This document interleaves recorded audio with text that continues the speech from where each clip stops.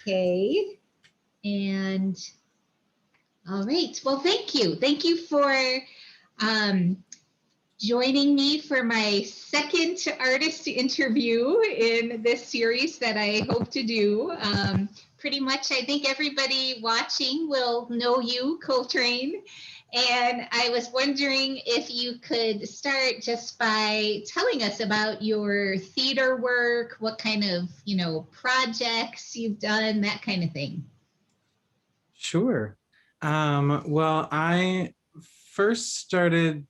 Uh, well, I mean, I was involved in some Christmas pageants at Judson. Great. Uh, I played the backside of a donkey. Uh, uh, Very important role. I love it. um, I definitely was a class clown kind of character in throughout school, but I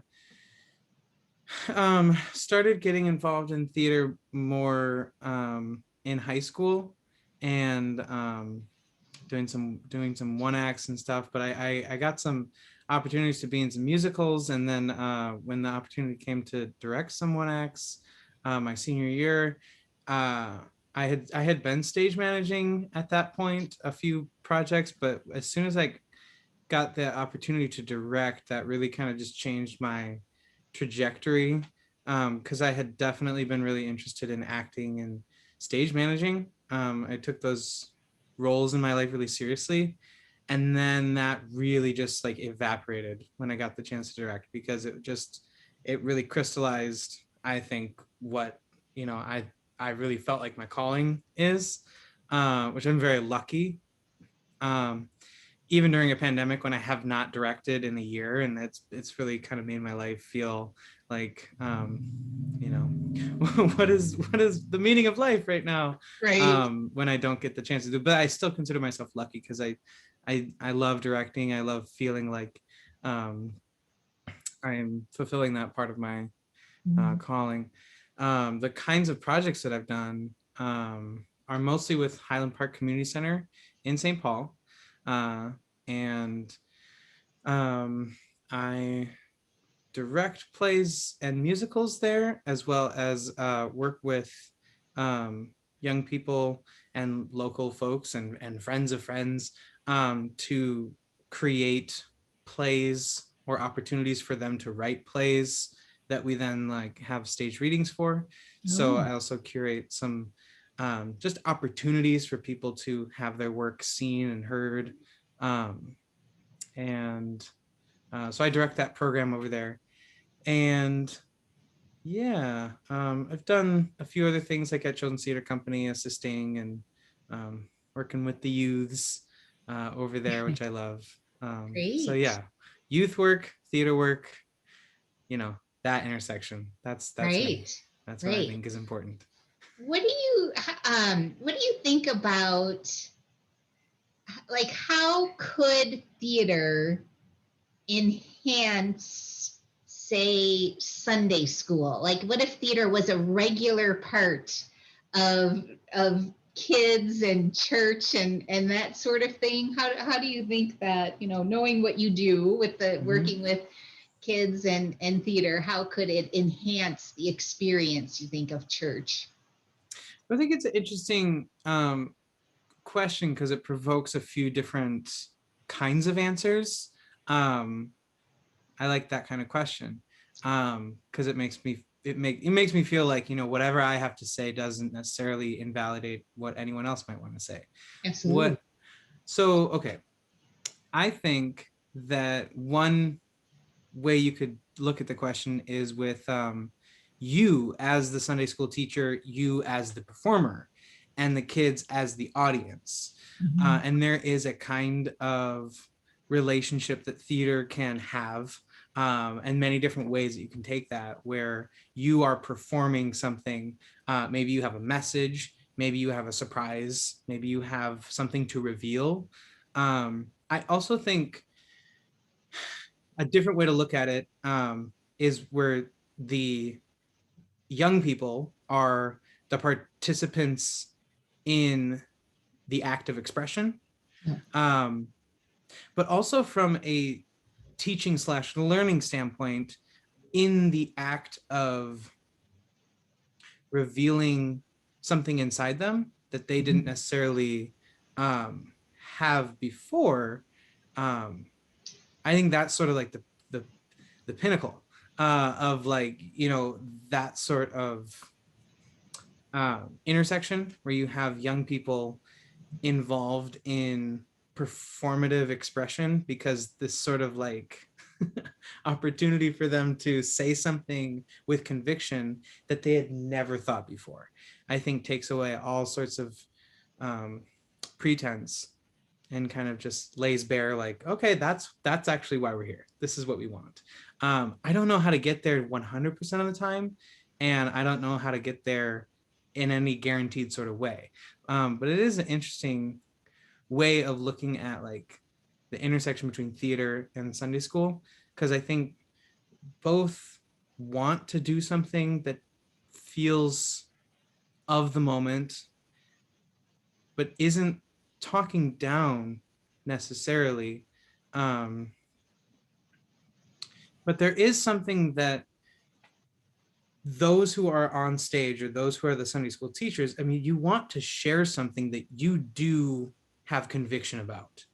And I think, I guess one connection I'm making it right now in this moment is there is this concept in theater where you're not supposed to anticipate in order to like share a sense of realism. Um, and if you genuinely are living in the moment and not anticipating the reveal, that act of expression is usually really satisfying for everyone. Right. So, you know, like that would look like genuinely asking the question as if it were the first time you had ever asked that question, so that you can share with the audience and maybe inspire them to ask that question. Maybe they have asked a question, the content of that question before, but the manner of feeling like it's the first time. I love that. And I mean, it sounds like, you know, part of what you're describing is how the art of acting requires this deep presence in the moment. You know, so like you said, not revealing what's coming up next, or even thinking about what's coming up next, because that could then influence your performance and your presence in that moment. It's the leading. It's because leading questions have a place. You know, like, oh, I don't know if I would do that. Do you think you should do that? Right. You know, like, sounds like I really shouldn't do this, but I still don't know why. You know, touches the stove. Right. Like, you need to Right. know, you need to learn some things for yourself. And I think really asking yourself the question, like, how, like, is this the most important thing I could share in this moment, you know, in this time we have together? Right. And I think constructing, you know, whether it's Sunday school lessons or it's shows, Yeah. there are times when you just need to go, get to the next thing, so that you can say the next thing, so that you can say the next thing, so that you can say the next thing, so that you can live in this moment. Right. And then like, time management is, you know, like, you want to time manage the audience a little bit, but I don't know, Right. it's interesting because I still am curious. I'm still in this sort of like in between place, was like, you know, is the question best directed towards Sunday school teacher as performer, or participants as in the act of expressing? I don't necessarily say like they are the actors, because there is some sort of like, you are asking people to come up as themselves. And I think people have especially young people have a sense that to act is to be something that you're not.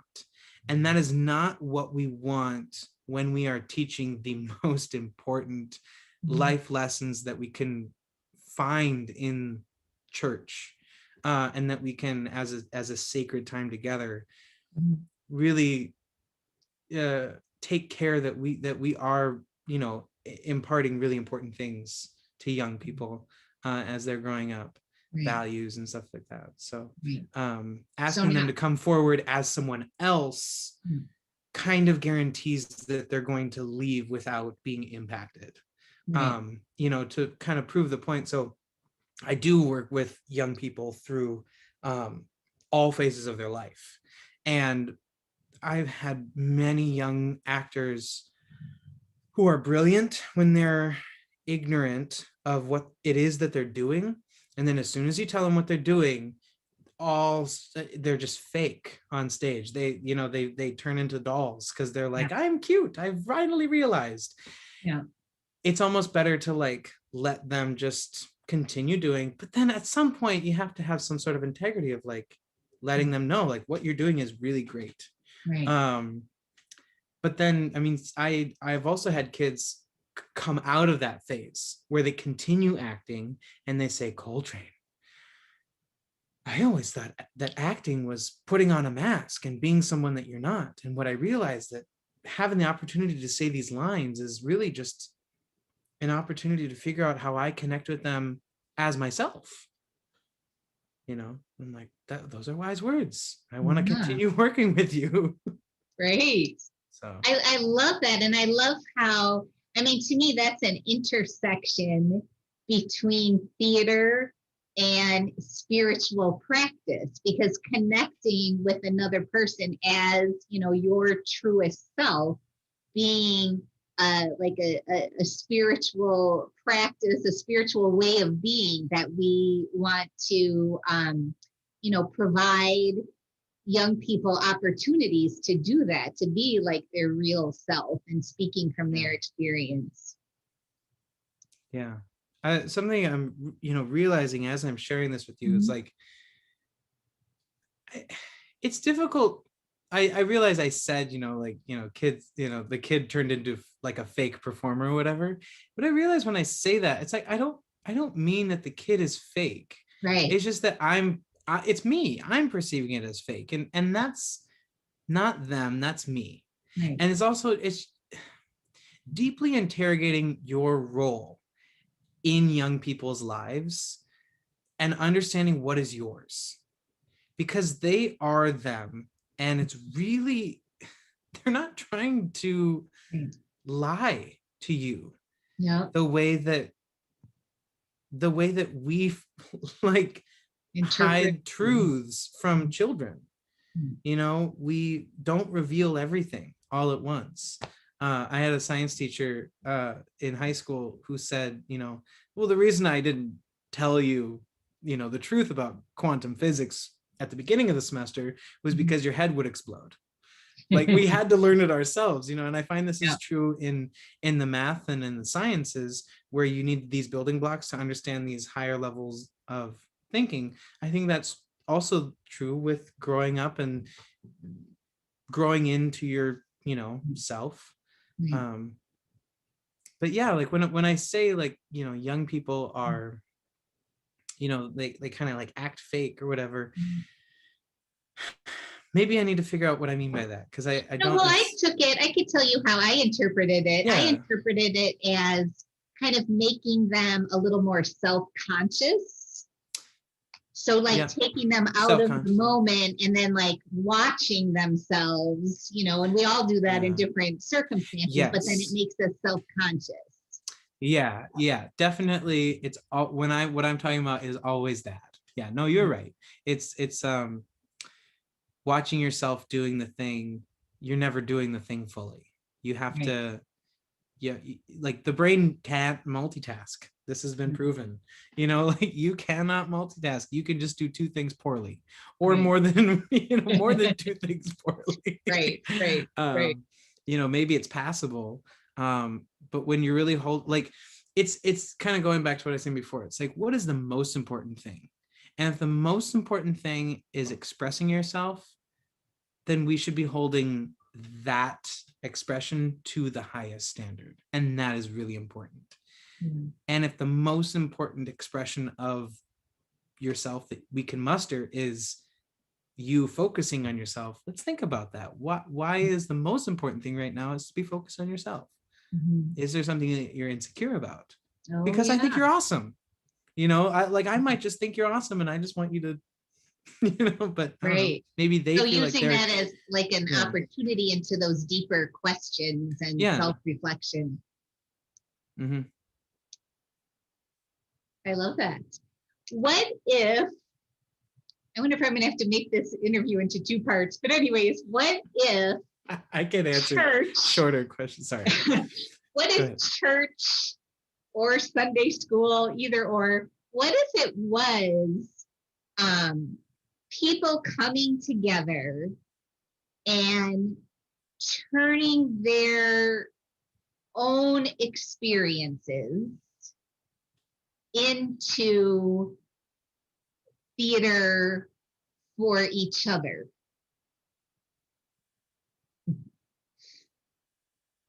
And like as a means of kind of exploring the deeper questions and meaningful experiences that people have had that led to big questions and all that kind of stuff. What if that was church, or we made it into church? I think that's, I think the point of attack again is, I think, the thing that I bring to answering this question, because it's a great question, because I feel like whatever I say, it's not going to invalidate what anyone else might also think. Absolutely. But what I think right here is time. Sunday to Saturday, how have we, as Travis says, loved the world into a better place, right? And then and he has a lot of beautiful ways of describing this better place, but to paraphrase, to how, like, and so it would be, I would love to hear and see what someone has done in the last 7 days, starting at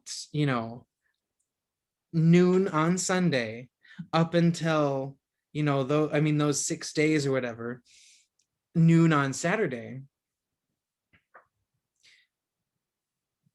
How did they get derailed? Because I always do. Yeah. I always get derailed. I always get distracted. I always start becoming selfish and self-conscious. Yeah. And so I would just love to see how other people either, also got stumped or like had moments where they overcame.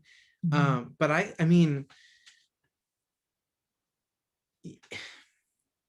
and maybe, as an add-in, as an extra bonus challenge, connecting it through to the the week's scripture, or like something that is tied into like what's happening in either whatever our Old Testament reading or New Testament reading might be. I mean, because those things are so relevant always, as Christians or people who are coming to Judson non-denominational.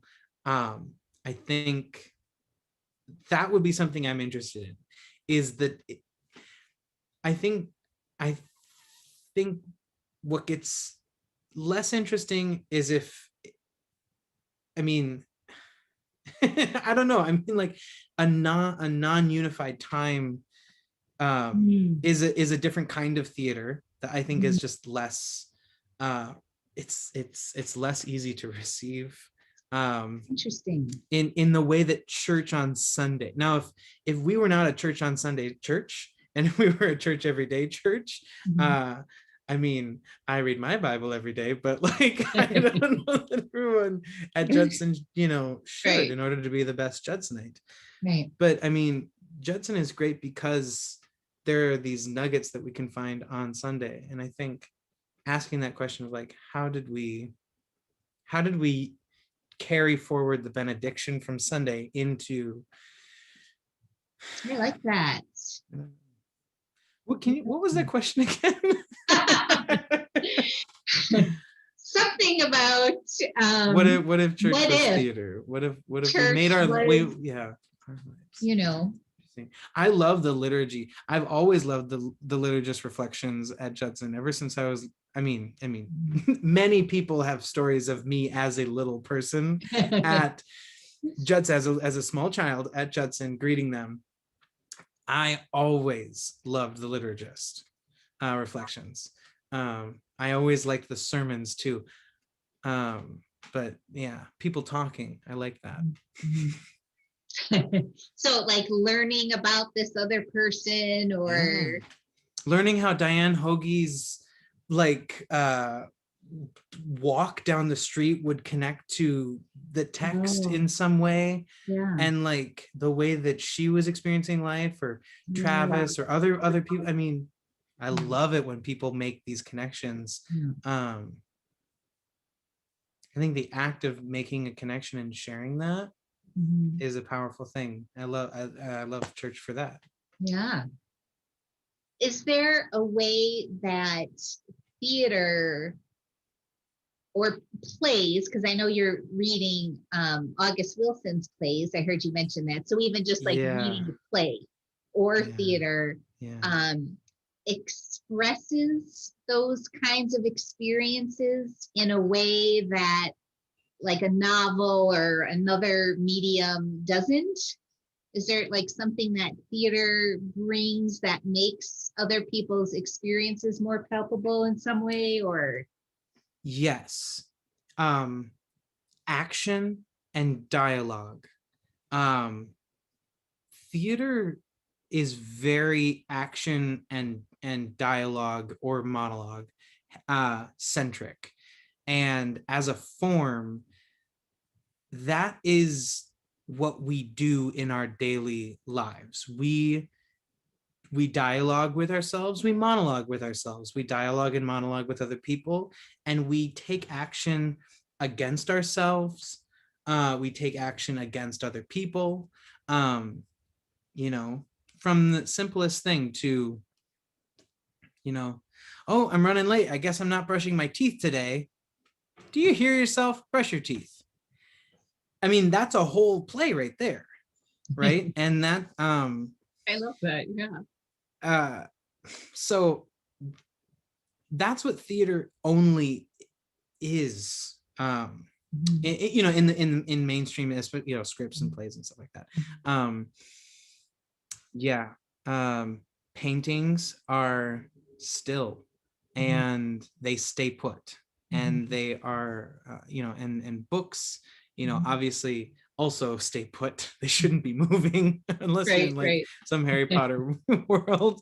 But they're very description heavy. In order for a play really to transcend into like some sort of universal canon, not that all plays should try to do that, but again, you know, like what most people are comfortable with and familiar with, to be too descriptive before even showing what the character does, like the character must be all of these things in order to say these lines. I think puts it alienates before it even begins. And I think the power of theater really is like, you know, oh, I've thought that before. Oh, I've said that before. I've heard someone say that, you know, and really just the seeing someone doing something, or hearing a, you know, yeah, I kind of rambled a little bit there. I don't know. It's really interesting. I mean, it's, you know, it's you know, bringing to mind the way that theater can replicate life in a way that, say, a novel with all of its descriptions and everything doesn't. So life is about, like your, you know, teeth brushing example, even life is about like action to word to, you know, like this kind of immediacy and movement that can really draw people in, other people in to that experience in a unique kind of way. That's what I'm getting from what you're saying, if that sounds right. Yeah. Yeah. Theater, action, words. I think maybe Hamlet says something about tying the words to the action and the action to the word, and Shakespeare talked pretty good. Yep. Yeah, this could just be my lens on life, and I'm aware that Well, that's what as a I'm looking theater for. as a theater person. I mean, I think Yeah. that it does kind of represent the pinnacle of expression, certainly because on set you can have a painting, and on set you can have Yeah. music, and on Yeah. set you can have, I mean, so Yeah. Yeah. it's a combination of the art forms that we find in life, Right. living, breathing. Yeah. Yeah. And it's that living, breathing part of it that really, I don't know, excites me in terms of possibilities of ways of bringing it into church in new kinds of ways. And the thing that you said about time, I hadn't thought of before, where you said like Sunday to Sunday, what you did Sunday to Sunday instead of just like a vast open time frame.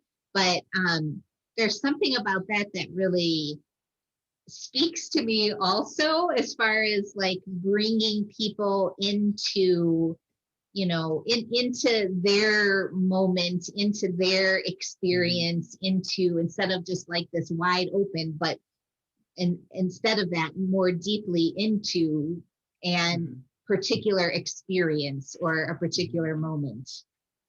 Yeah, I think I love essays. I love the form of novel and fiction and nonfiction. I love other forms of art, but there is something about, as an essayist, you can read the body of work, and the most recent essay pretty much should represent everything that they've ever written and thought before. Mm-hmm. And also they have some new thoughts. And in theater, it's at any point in time you could take on a view, and your job is to live that fully. And it's not really about being the nicest version of that character or the best version of that character, which is something that I love a lot about the Bible. The Bible has so many ugly things, and so many, like, I'm reading the book of Samuel right now, and Eli is this priest, and Hannah is like, I really want a son, and then she gets a son, thanks God, and then she tells Eli, this son is going to be like God's son. I'm going to lend him to God for like his time on earth, and that's going to be great. And Eli is like, okay, cool. And as a priest, he has these sons who are just awful, and he like slaps him on the wrist and goes, come on, guys. And so, here you have Hannah, who's not a priest, and you have Eli, who is a priest, and Eli is not a good priest, and Hannah is like a really good parent. And if I think that, like, if Hannah, if we got to interview Hannah, 25 3,000 years later or whatever, Hannah would have learned things and crystallized things, but also maybe Eli too, and as an essay, I don't really care what Eli has to say in the year 2021 after he's learned everything.